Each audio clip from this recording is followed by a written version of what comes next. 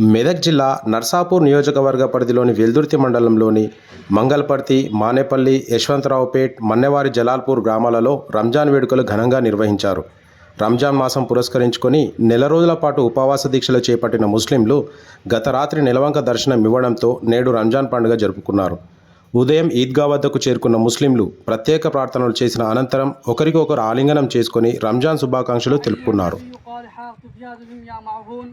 يا أيها الذين آمنوا كما قال عليه الصلاة والسلام من قرأ القرآن فاستظهره فحل حلالا وحرم حراما فدخله الله الجنة وشفعه في 10 من أهل بيت قد وجدهم في طغيان يعمهون.